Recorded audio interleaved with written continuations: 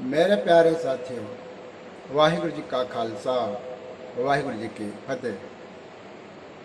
परसों हमने ये विचार की थी कि कबीर जी ने एक श्लोक में यह फरमान किया था कि ऊंची ऊंची अटारियों को देख के, इमारतों और बिल्डिंगों को देख के उसके मालिक होने का गर्व ना कर, घमंड ना कर। यह आज है और कल यह नाश हो जाएंगे, या इनको छोड़कर हम इस संसार से चले जाएं। उसी कड़ी में आज एक और श्लोक का चिंतन हम करेंगे, जिसमें कबीर जी ये कह रहे हैं कि ऐ इंसान, तो अहंकार ना कर।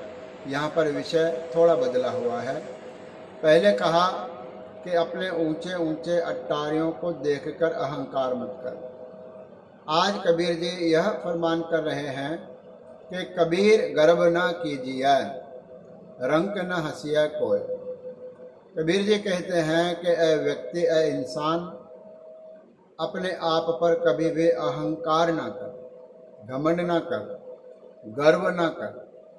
और रंक न हंसिया कोई, रंक का अर्थ है गरीब, कंगाल।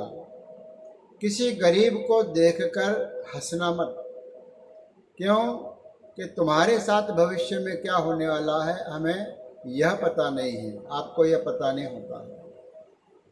प्राय तौर पे समाज में यह देखा गया है कि एक समय जो गरीब होता है वो कुछ काल के बाद बहुत बड़ा अमीर हो जाता है, धनवान हो जाता है। इसके विपरीत जो आज धनवान है वह कुछ समय बाद बहुत गरीब देखा जाता है समाज में। इसलिए धन हमारे पास होने का अथवा न होने का कोई समय निश्चित नहीं होता। समय बदलता रहता है, धनवान गरीब होता है, गरीब धनवान बनता है। इसलिए तू अपने धनवान होने का भी अहंकार मत कर, और रंक न हंसिए कोई, गरीब को देखकर कभी हंसना मत और उसकी हंसी मत उड़ाना।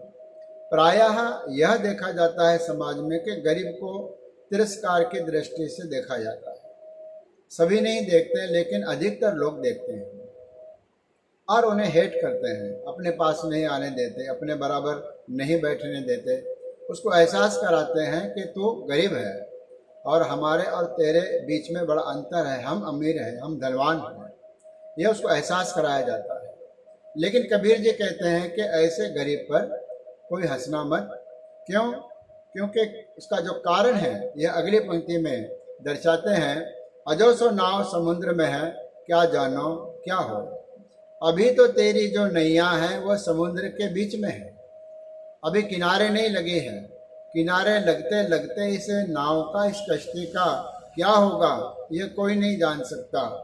क्या जानो क्या होए। क्या कोई जान सकता है कि जो समुद्र के बीच में कश्ती है वह पार लगेगी कि बीच में ही डूब जाए, इसके बारे में कहा नहीं जा सकता। इसलिए गरीब पर मत हंस। तेरी चलने वाली जो नाव है, जो तो अपने आप को धनवान समझता है, वह बीच समुद्र में डूब सकती है। हो सकता है उसको कोई किनारा ना मिले, हो सकता है उसको कोई मंजिल ना मिले।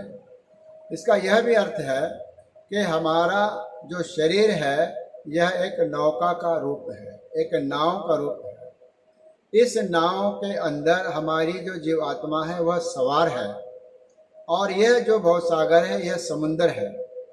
हमारे शरीर रूपी नाव जो है, भवसागर रूपी जो सागर समुंदर के अंदर डोल रही है, इसके अंदर जीवात्मा रूपी व्यक्ति बैठा है। इसका क्या होगा, यह पार लगेगी कि डूब जाएगी, यह कहा नहीं जा सकता। इसलिए किसी को किनारा मिल भी सकता है और नहीं भी मिल सकता। इसलिए कबीर जी बड़े गंभीरता से कह रहे हैं। और ये एक सामाजिक बात भी है, समाज सुधार की भी बात है, एक सोशल अवेयरनेस की बात है कि गरीब पर कभी मत हंसना। वह क्यों गरीब है वह परमात्मा जानता है।